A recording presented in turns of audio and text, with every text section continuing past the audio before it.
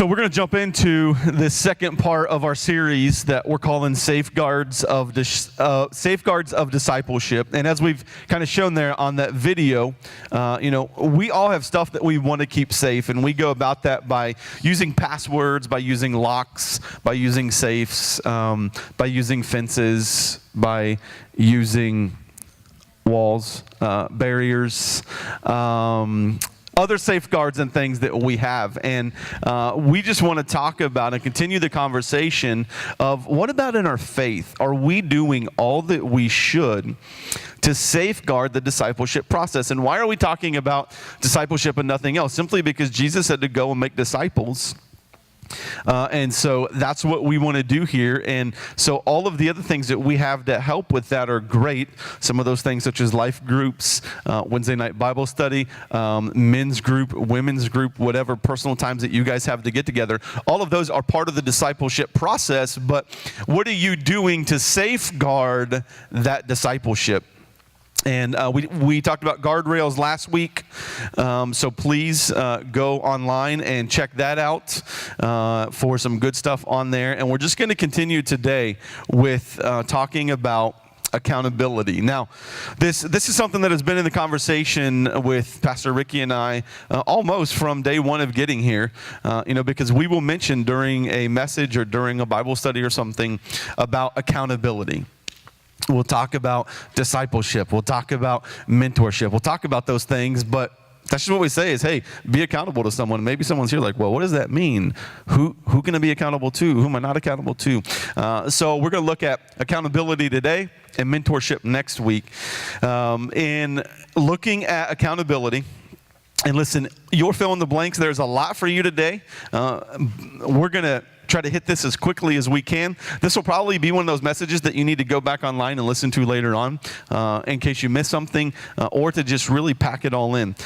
Accountability is a noun that means responsibility to someone or for some activity.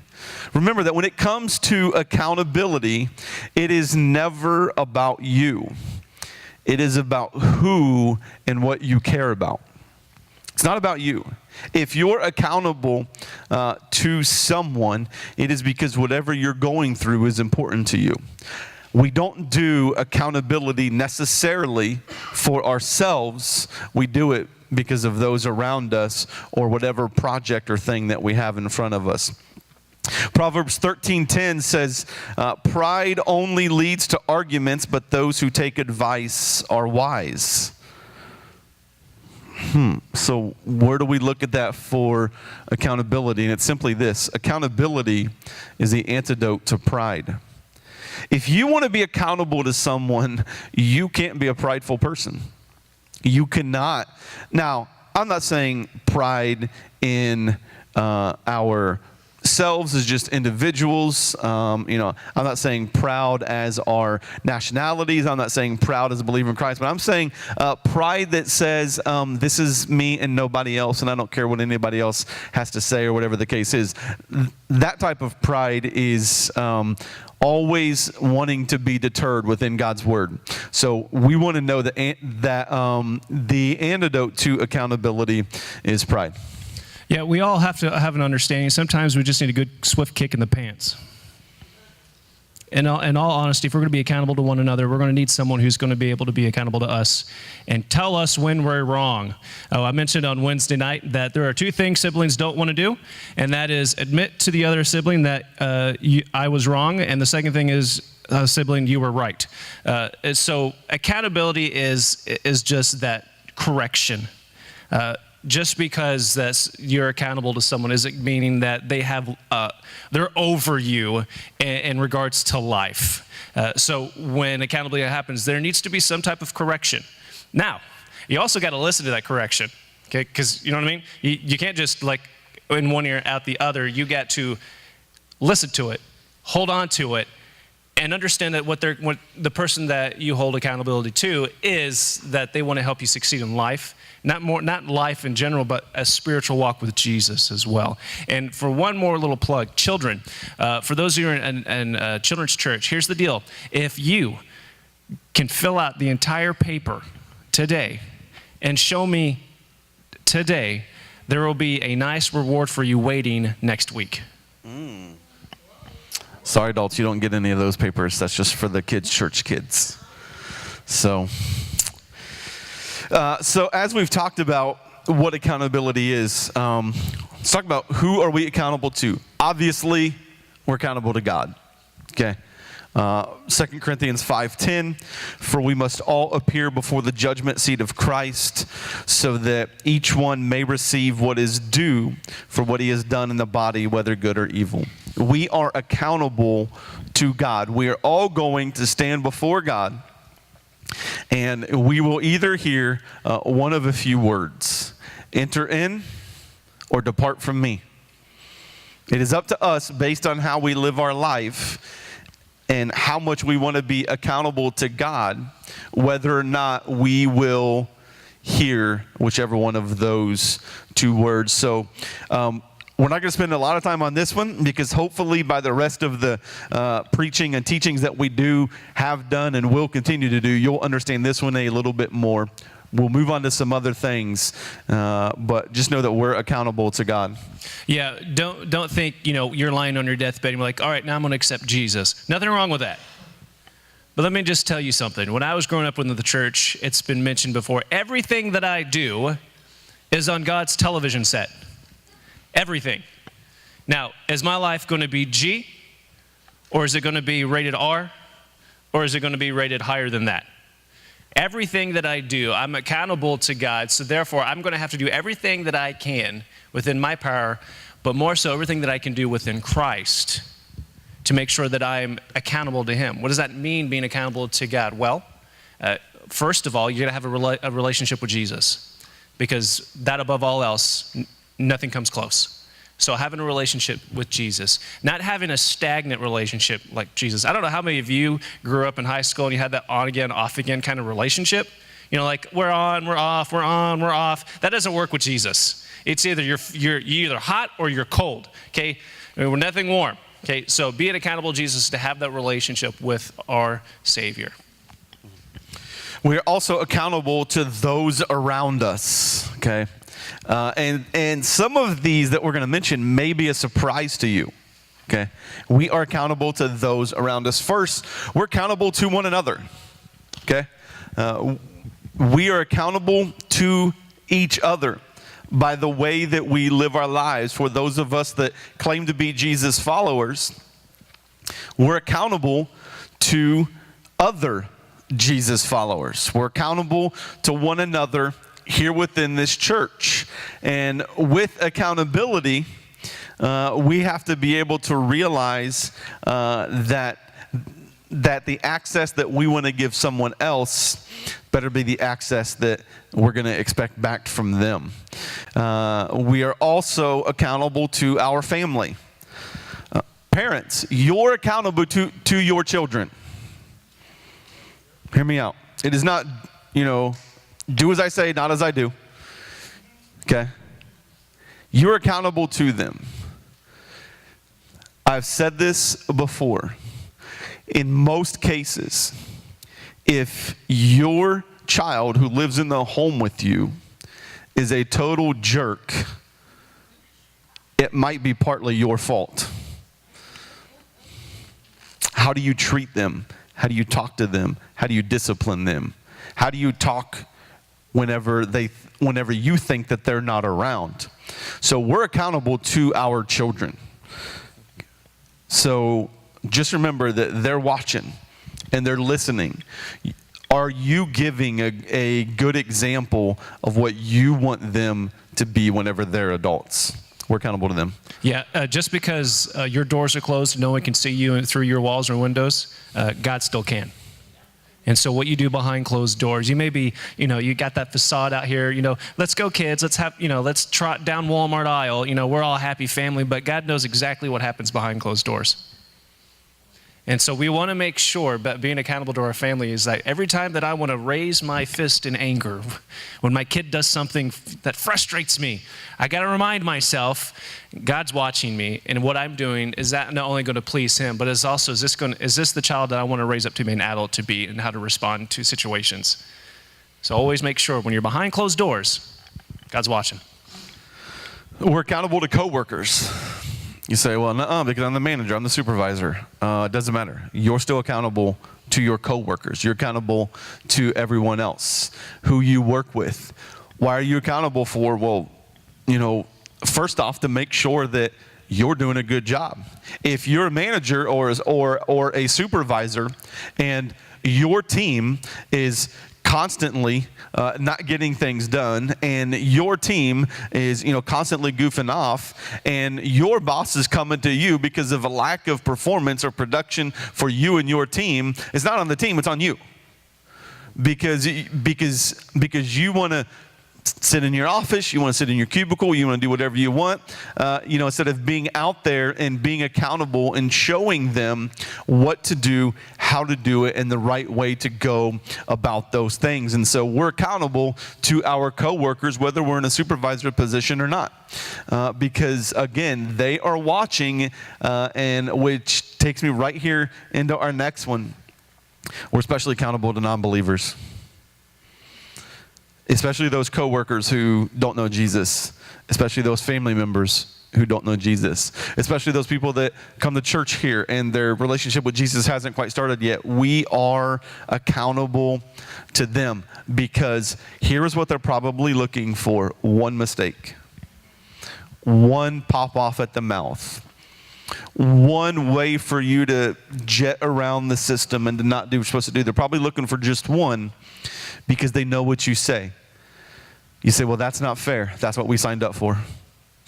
That is what we signed up for whenever we said, Jesus, I give my life to you. We signed up for accountability to non-believers looking at us, wondering what we do, what we say, and also how we are treating one another. How we are treating those of the faith and those who have not yet come to faith. Because the fact of the matter is that I have met some unsaved people who are nicer, more loving, more caring, and care more about people regardless of who they are or what they're about than I've met some of those people within the church. And we wonder why they don't want anything to do with Jesus. It's not that they don't necessarily want anything to do with Jesus. They don't want anything to do with the Jesus that they see in you. You can tweet that, write that down, whatever you need to. So, Scripture talks about this a little bit. Pastor Ricky? In Galatians chapter 6, 1 and 2, it says, brothers, if anyone is caught in any transgression, you are spiritual, should restore him in a spirit of gentleness. Keep watch over yourself, lest you too be tempted. Bear one another's burden, and so fulfill the law of Christ. You'll notice there are three highlighted words. Only for those who are in Jesus that really need to pay attention to this. Only those who are in Jesus. Remember, I made a comment. You can't be hot or cold. Either you're for Jesus or you're not with Jesus. And so here it is. It says spiritual. Now, here's the deal. Everything that we do in life has to reflect something that we believe in. So if I believe that God who saved me by grace, I should also extend that grace to other people. Now, again, that's only for those who are in Jesus. Now, can you still forgive people if you're not in Jesus? Yes. We encourage forgiveness. But it packs more, there's a more heaviness to it, more of a pact of a punch, if you will, that we as Christians should have a spiritual mindset. And to restore, with our spiritual mindset that we have, we are responsible, okay, that's the key word today, responsible to restore relationships. Not only with the four items was, one another, family, coworkers, and non-believers. We are, what they were talking about here is restoring a net. If the net is broken, you have to fix it. You have to restore a net. That's what the restoration means. Is that something is, if there's a hole or something that's just not working, it is us to, because of Christ, that we have to restore the relationship. Now, you have to restore in gentleness. Gentleness. Don't restore someone with the back of your hand, okay? That won't work, okay? Jesus isn't there. Now, I could imagine, if Jesus flipping tables, I'm doing all of this in gentleness. No, there's a time and a place for correction that needs to be a little bit more heated, more so like with parenting. You need to kind of lay the law down just a little bit heavier as opposed to our coworkers or non-believers. But we always should respond in gentleness. Never right off. If you're hot and heated, take a break, walk away, and come back. Okay? You should never respond in any way other than gentleness. Because why? Because like Pastor Bill says, they're waiting for that one moment. That one moment to say, I caught you. And for them, it's an easy excuse to think, oh, well, you're not really saved. So gentleness must be, and I believe it's one of the fruit of the spirits. Yep. One of the 9. And so if you're in Jesus, then you should be displaying not only gentleness, but the 8 others fruit of the Spirit as well. So remember, if you're going to restore relationships, remember the mindset of Jesus always has to be here. And then restoring relationships, whatever that's going to take. And then the gentleness, we always have to respond in gentleness. And when you fail to respond properly, apologize. Go and apologize to that person, to that individual. Maybe even to your child. My kids can tell you that there have been times that I've had to apologize to them because I have reacted wrong, didn't have all the information, so on and so forth. And so we want to try to get it right every time, but we won't. And so when we don't get it right, let's go and apologize, because this is still some accountability. Because what they thought about us, if we come back around and we're just like, hey, listen, I know I dropped the ball. I didn't mean to respond like that. This is just one of these things that I just wanted to just come to you, because I care about you, because you're important to me, because you matter to me. And then we go and we apologize to them. And then the thought of, aha, busted you was, so they're going to mess up. But when they do, when these people that call themselves Christians do mess up, they're going to come back around and try to make things right. So, oftentimes we think that whenever we mess up, that we've messed up and there's not a second chance, and that's a lie of the enemy. We can always go back if we can not have pride to go to them. Some of you as parents are like, I'll never apologize to my kids. That's fine. Then don't come crying to me when some other things happen. Because I'll be like, did you apologize? No, they're my kids. I don't apologize to my kids. I'll be like, get out. So, I will. He will. So, why is accountability necessary? First off, as we've mentioned here a little bit, is that it brings correction. Accountability will bring correction to whatever's happening, to whatever's going on, because oftentimes with that person who is holding us accountable, maybe they may notice the wrong or we may notice the wrong, but that relationship helps to bring correction to that. Proverbs 15:32, if you reject discipline, you only harm yourself. But if you listen to correction, you grow in understanding. A lot of the things that I've learned in my life and why I've been doing them correctly from an early age, people say, oh, you're so mature. No, I was disciplined a lot. I learned from it. And I grew wise in that, and I grew in my understanding in that. And that is why I've been able to do some of the things that I've been able to do from a pretty relatively young age as an adult, getting involved in the ministry and getting involved in some other things. I even think about whenever Amy and I first started dating, and everybody's like, oh, there's 8 years between you. What does he know? He's, 19, 20, whatever, what does he know? What does he know? And then they find out that I know a lot. Why do I know a lot? Because I've messed up a lot. But I've learned from that understanding. Accountability provides direction. Oftentimes it's the accountability that is going to help us. We talk about repentance, and that means you're doing something wrong and you're going to do a 180 and go back the other way. That's a change of direction. Sometimes accountability helps to provide that change of direction that leads to repentance. Proverbs 15:22, without counsel, plans fail, but with many advisors, they succeed. We're going to hear more about mentorship next week, but let me just kind of give a preview to it, is that I have some people in my life as accountability partners and as mentors, and the one thing that is really similar to both of those groups of people is that they help to provide direction, because I'll come up with something that I'm not sure what to do, how to do it, how to go about it.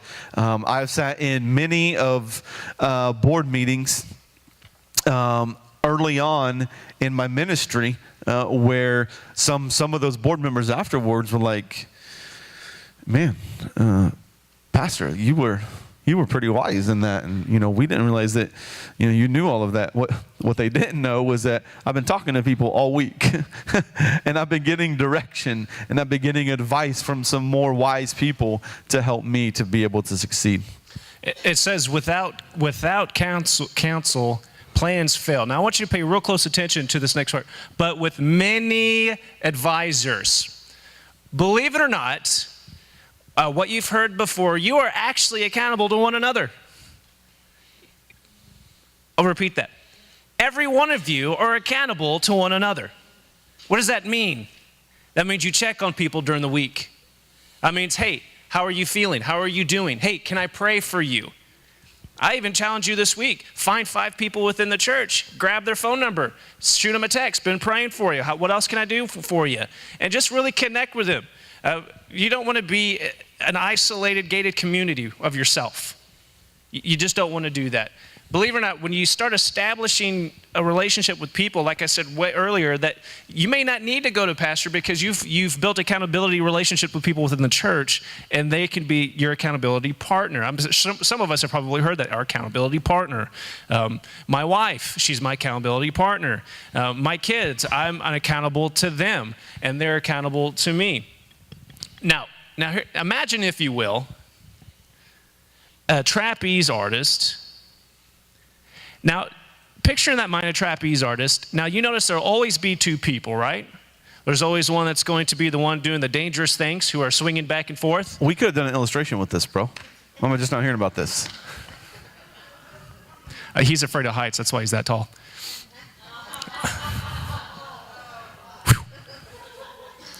And there's someone else. What are you trying to brush up there? There's no hair. I know. I'll give it his moment. I have no comeback for that one, actually. But then you have someone else on the trapeze who are kind of dangling upside down to catch from one artist. What do they call it? Artist. What are they? The artistic people. They come and they do the flips, and one catches them, right? Well, there's also one thing that we kind of forget. Like, oh, man, they're so high, there has to be a net on the bottom. Okay, the net is important. Could you imagine if a trapeze artist, 2 of them go up, swing back and forth, and there's only one strand of a net? Just one. You think it's going to catch them? No, they're going to fall flat on their back or on their face or on their side. Here's the deal. With accountability, just because my wife and I are accountability partners doesn't mean I can't have more. I need more. I need more to go out through my day. As I have an accountability partner that doesn't come to this church, and that's okay. Believe it or not, your pastors love you, but you don't get to hear all the stories because we don't want to tell you the stories. But that's why we have people outside the church who are accountable. I'm accountable to him, and he's accountable to me. And so don't just get one, don't get 2. Everyone within the church should be accountable to one another. You come through those doors, when someone shakes your hand and say, how are you doing? They're not doing it for a paycheck. Well, they're not even getting paid. They're doing it because they actually love you. And they want to know how you're doing, how you're feeling. When we greet each other during the intermission time, we don't do it just to check off a box. We are sincerely wanting to know how you feel. We want to know how things are. We want to build that relationship. We, again, are accountable to one another because at some point, because this is always in my mind, we're always accountable to people. At some point, we're going to meet Jesus in heaven. We're going to meet God in heaven. God's going to be like, you could have done better. And that's a real eye-opener for me because I know I can be better. I know I can do better. I know I can love you a little bit more. And I know you can do the same thing with everybody else here. Another thing that accountability, or why it's necessary, is because it encourages spiritual maturity. It encourages spiritual maturity. We should have accountability partners to help us to serve Jesus better. Not just those at work, not just those in our circle of friends, but we should have accountability partners to help us to better mature as believers in Christ. I have some people who I look to, and I will at times say, I'm coming to you from pastor to pastor, or I'm coming to you from friend to friend. Because listen, sometimes I don't want the pastor answer. I'll just be honest with you. Like, I already know that. I need to know something else. So it helps to encourage spiritual maturity. Hebrews 3:13 says, but encourage one another day after day, as long as it is still called today, so that none of you will be hardened by the deceitfulness of sin. So we need one another to encourage spiritual maturity, to help us to not be hardened by the deceitfulness of sin. We need other people to help us sift out the situation so that we're not trying to get pulled in by the sin of that. So we need them to help encourage us with that. Now moving on to mutual characteristics of accountability relationships. This is what you and an accountability partner need to have in common. And this is a long list. We're going to go through this rather quickly. But again, if you miss something, go back and check it out online. Trust. Trust. You must trust them, and they must trust you. If truth isn't part of accountability, the relationship will suffer a great amount of damage. Some of you think you have accountability partners, and all you really have is gossip spreaders. Uh-oh. You think you have accountability partners. Listen, there are some things that I have told some people that the only ears they have ever been on is that individual and the ears of God. That's a true accountability partner. Because I trust them and they trust me. So you need to figure that out, that if you have told someone, an accountability partner, and if you have told someone something in confidence that wasn't going to put their life in jeopardy or the life of someone else in jeopardy, and it has gotten out, that's the wrong person to be talking to. And when you go to them and say, because Amy and I have had this happen during our transition process, we were talking to some people who we really thought we could trust with this, and they got back to someone else. So what do? Pastor, you must have let it go. No, I didn't. I went to them, I said, hey, you had no right to share that with them. It was someone who we were going to tell eventually, but what you took from them was the right for us to tell them personally about our transition. So we knew that something that we had told someone in confidence got out, so trust was broken. We went to that person, and that person kind of fell on the list of who we felt we could trust.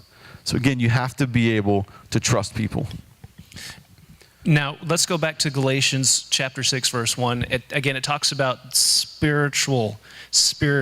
We have to have a spiritual mindset as accountability partners. Now, yes, I did mention we're all accountable to one another, but then there's a certain level where accountability partners come into play.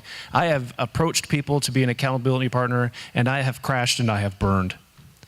And unfortunately, you learn from those situations. You don't go to just because they go to church every Sunday doesn't mean you can use them as an accountability partner. True.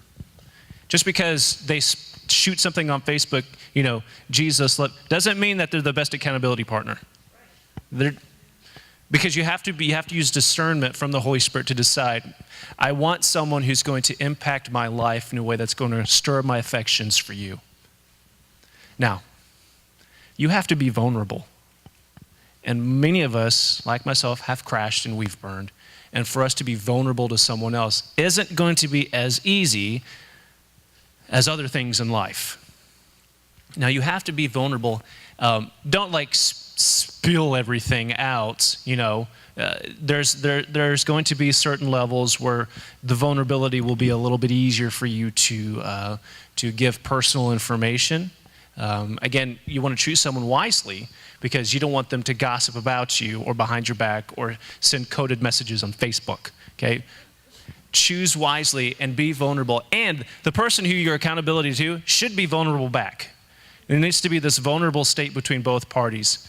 I can imagine like Paul and Barnabas, I'm pretty sure they were vulnerable with one another. Mm-hmm. You know, we think of Paul as being this great apostle, this great missionary, but I'm sure Paul had some struggles as well. I'm sure Barnabas, the encourager, probably has some struggles as well.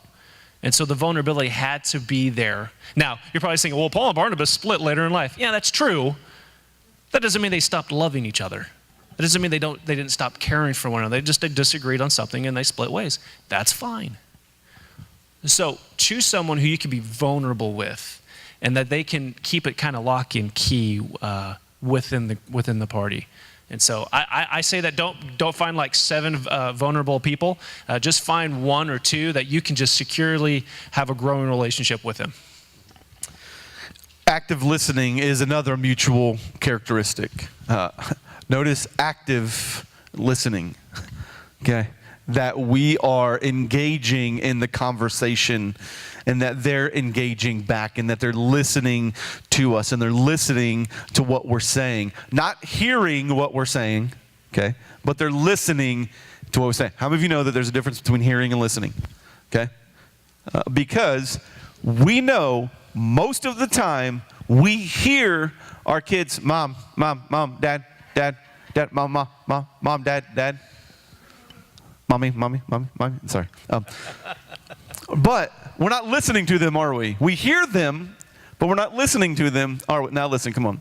You know you have been somewhere in public where you have seen someone and they have called out your name from the mountaintop and you just kept walking, okay? You know you heard them say your name, but you did not listen to what they said. We want people listening. Accountability means that we're listening. We're hearing what they're saying. We're listening to it. James 1 says, my dear brothers and sisters, take note of this. Everyone should be, say it with me, quick to listen, slow to speak, slow to become angry, because human anger does not produce the righteousness that God desires. We should first be quick to listen than we are anything else. We should be quicker to listen than we are to give advice. We should be quicker to listen than we are to worry about what it is that we're going to have for lunch or dinner. Why? Because advice without listening isn't about the individual, but about being right. If someone comes to you with something and you're hearing what they say and you pop advice really quickly, you don't care about them. You don't care about the situation. You just want to be right. And can I tell you that being right is not always the most important thing? I was going to say that again because I don't think a lot of people heard it. Advice without listening isn't about the individual, but about being right. We have to listen. We have to listen. One thing that Pastor Craig Rochelle, one of my man crushes, says a lot is, did he just say man crush? Yes, I did.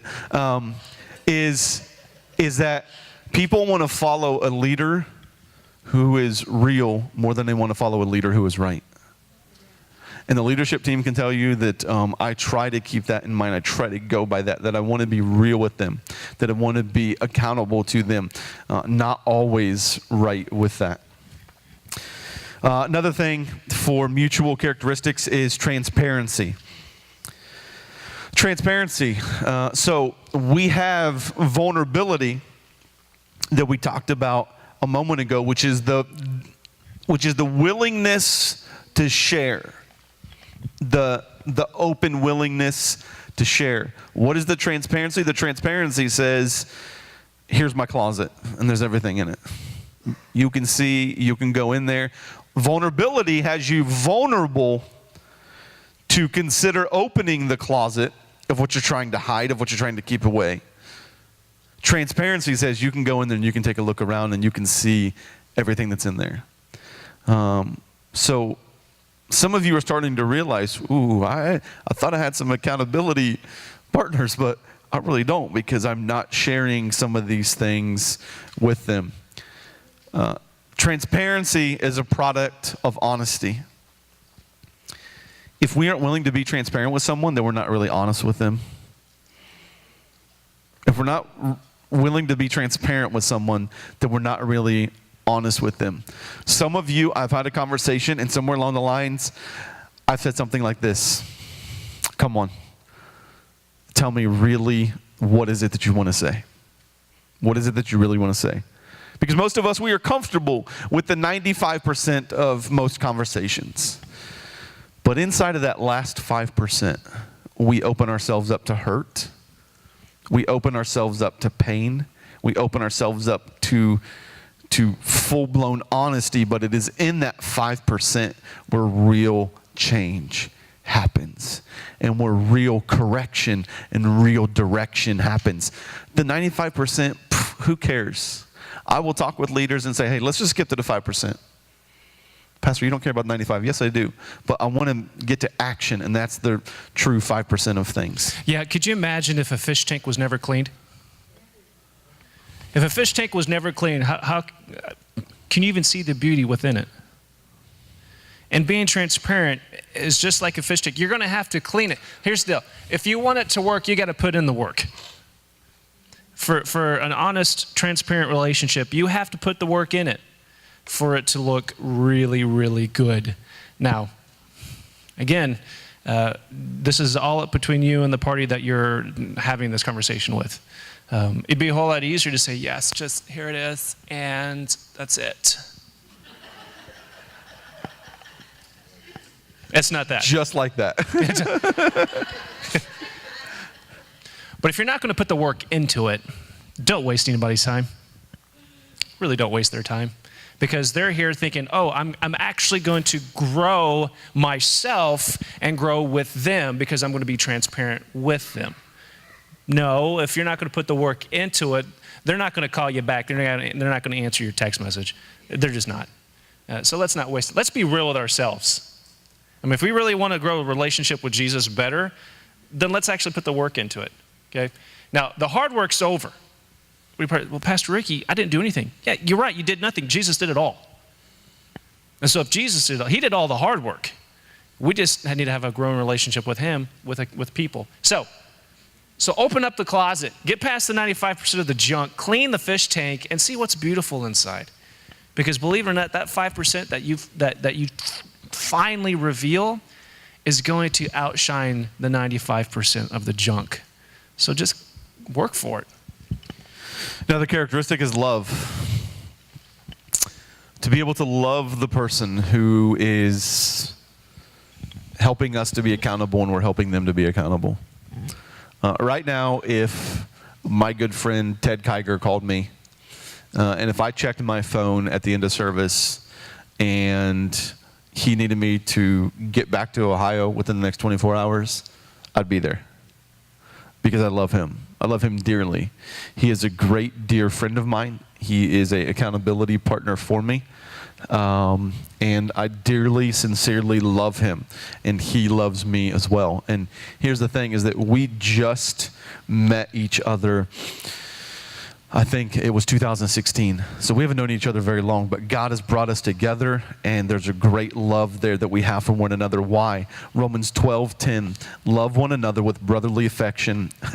I love this. Outdo one another in showing honor. Outdo one another in showing honor. That is something that I love, something that I try to really just live my life by, for those who I'm very close to, for those, my kids will tell you that their mom is getting practically whatever she wants. That, their mom is going to be first and dad is going to be last. Why is that? Because I sincerely love her and I try all I can to outdo her in showing honor to her. And I do the same thing with those that are very close to me.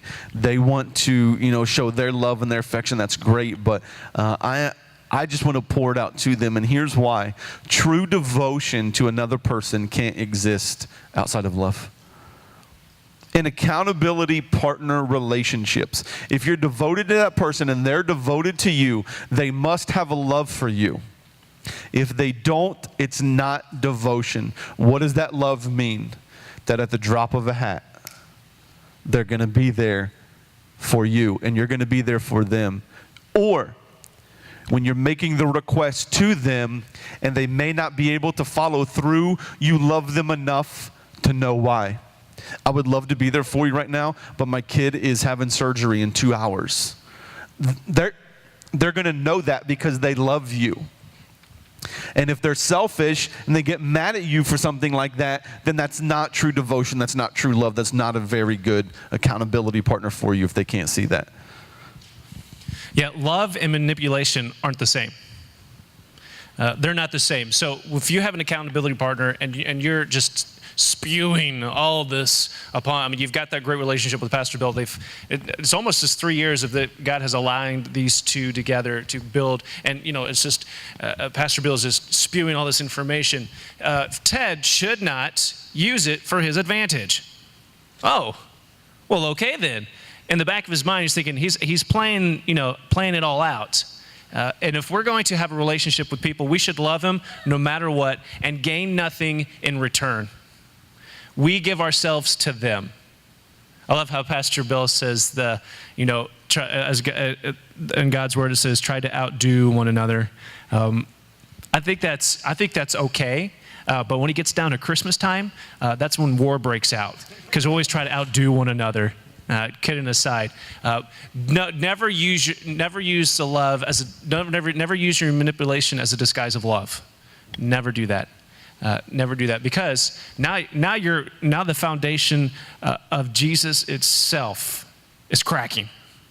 Because you thought you knew what grace and mercy and love truly is, but you're using that to manipulate to your advantage, to get what you want. So I use caution again, use discernment, have a spiritual mindset. When you're choosing someone, am I choosing this to uplift them, or am I choosing this person knowing that I can gain an edge in what I want?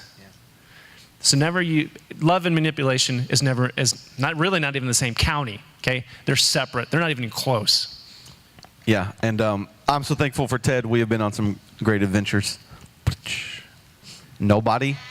I'd like to hear one. At least one adventure. Does anybody know what I'm joking about? There you go, Bill and Ted's Excellent Adventure. There you go. So, man, you've got to stay up with these puns, people.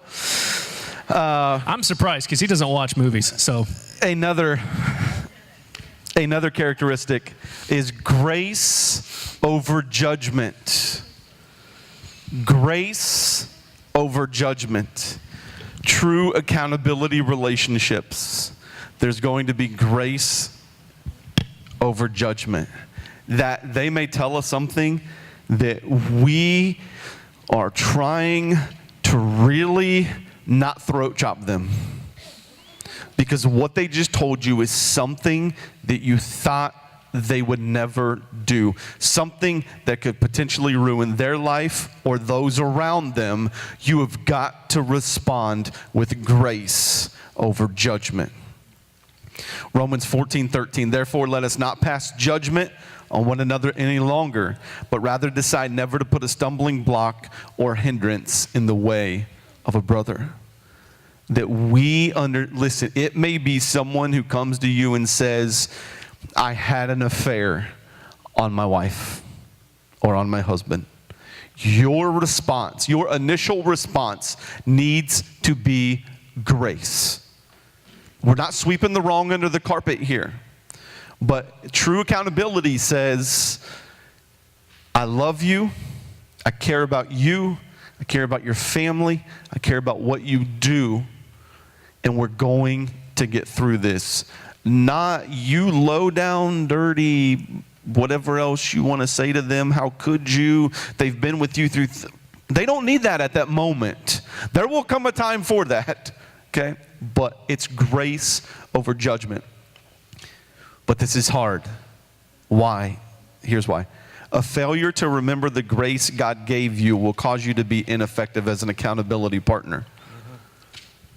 People in the church have the hardest time with grace, and I don't understand it.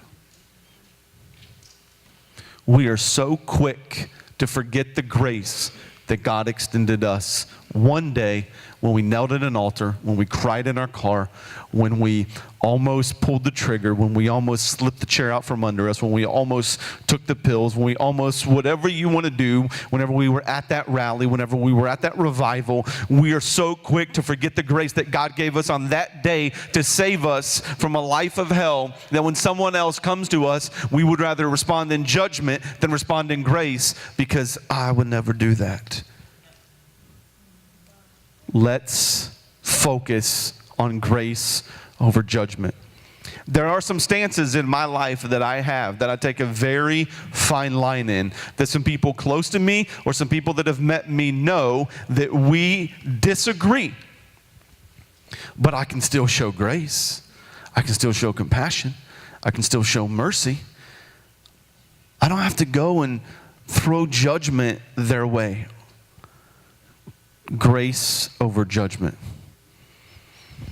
I remember a time many years ago that I had the opportunity to minister to someone without saying anything. A friend of mine had a rocky relationship with his wife towards the end. They eventually divorced. But the news spread like wildfire on Facebook. Don't put anything on Facebook that's vulnerable and personal. Don't do that. Don't do that. What had happened was the Holy Spirit really triggered my heart. And he says, I want you to go to this person. I want you to give this person a hug. Remind him how much I love him. Now, what I also know about this relationship, of course, he's, I'm holding him, and it was at the same time that he revealed to me that his wife was cheating on him, and so in retaliation, he cheated on his wife. But I could have gone two ways. I'm going to go what God says, love on this person no matter what kind of mistakes they are making or have made. Or two, God, this person deserves what they're getting because they're the ones that are putting themselves in this situation.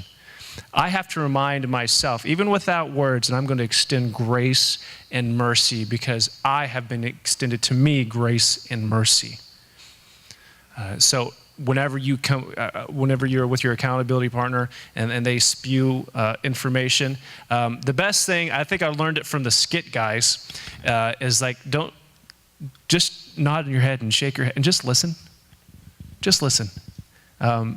Danielle, make a comment from her previous statement earlier that we want to fix things real quick. I know Danielle and I's relationship is if she's coming to me with something, my instant response is, I want to fix it. But honestly, what I should do is be a caring, compassionate husband and just listen and just hold her and just let her remind her that God's grace is still for her, no matter what the situation is. I'd like to say the same for Danielle with me, but she's a constant fixer. I mean, she wants to fix everything all the time. And I'm like, can you just listen? Just listen. That's it. Listen, Linda, listen. Listen, Linda, listen. There's another Linda. one. Wait, Linda. That's 1-to-1. But show grace. Be reminded about any situations. Show grace. Yeah, we just can't express this enough. When I finally settle into an office permanently, there will be a sign that everyone will see.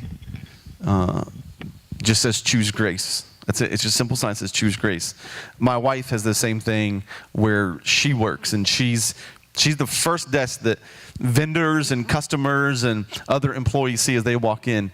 She has the same sign that says choose grace, because we want to always do that. And I've had some of you come to me and say, Pastor, I just feel like I can share things with you that I've never felt like I could share with anyone else.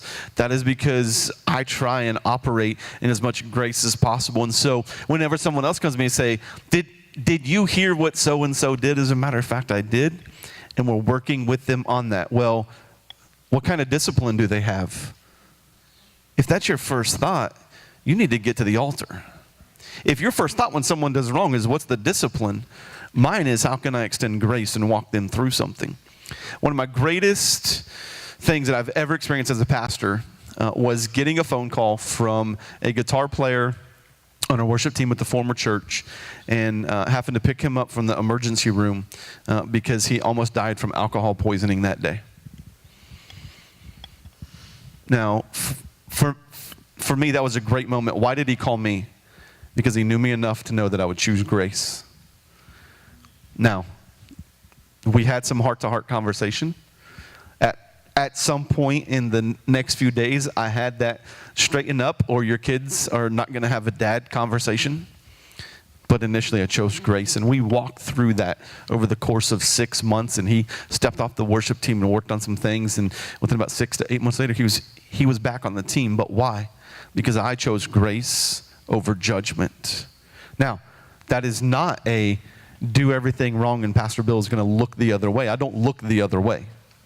I do not look the other way. I'm going to look you right in the eye, and we're going to work through this. There have been some other people, I've looked them right in the eye, and they left because they didn't want to be held accountable to what was going to then come forth from that. And then finally here is a willingness to forgive. With accountability partners, there's going to be frustration. There's going to be upset feelings and hurt that comes with that partnership. But you've got to be willing to forgive one another. You have to be willing to forgive them, because if you can't forgive them for something that has happened, you will not be able to be productive in something that will happen. If you can't forgive them for something that has happened, you won't be productive for something that will happen, because you will always be looking at the next thing through the last thing. If you didn't extend forgiveness, you will always be looking through with, not quite focused, a little bit of a blemish if you didn't extend forgiveness. Colossians 3, verse 12 and 13. Put on then as God's chosen ones, holy and beloved, compassionate hearts, kindness, humility, meekness, patience, bearing with one another. And if one has a complaint against another, forgiving each other, as the Lord has forgiven you, so you also must forgive. I don't know if God's going to answer questions like this when they get to heaven, or if I'm going to be able to ask this question, but here's one I hope I can ask. Hey, God, how many people got up here and you didn't let them in because they didn't understand forgiveness? It's going to happen. I'm telling you right now. There's some people that think that they're good with God and they're not, because of forgiveness. Because we had to forgive others because the Lord's forgiven us. And so we have to be willing to do that. C.S. Lewis said, everyone thinks forgiveness is a wonderful idea until they have someone to forgive. Wonderful idea. Until there's someone that we need to forgive. Well, I want to make a comment about willingness to forgive. Danielle and I, we've always had these conversations about myself in another party or herself in another party, and there's miscommunication, and there's something that's been said that was taken out of context, or we did something and we didn't invite them, something to cause a disruption within relationships. Now, believe it or not, I'm not always wrong. Okay? There are times that I'm right. Not with Danielle and I, she's always right, but she didn't even give me an amen on that one. And Danielle's the same way. Sometimes she's not wrong in a situation. Sometimes she's not right. But here it is, though. Wrong or right, you have a ministry of reconciliation.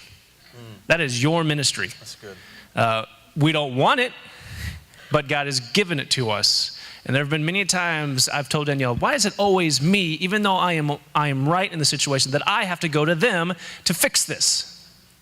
It's not fair. I'm a 37-year-old man. It's not fair.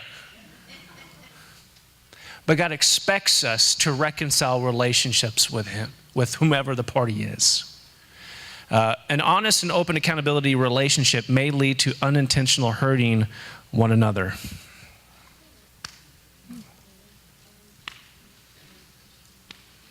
may lead to unintentional hurting of one another. Believe it or not, you may slip up, not intentionally, but you're going to say some things that someone else is hearing, but they don't kind of understand the context of what you're saying, and they get offended by it. And they're no longer talking to you, and you're like, now they're no longer friends with you on Facebook, or now you go meet each other in the grocery store, and you go down different aisles for some reason. At what point did Jesus leave your heart? At what point did Jesus leave your mind? When did the Holy Spirit ever leave? Hopefully never, but you should always have an understanding that the other party may be hurting. Go to them intentionally. Even though there's some unintentional hurt or harm, go to them. So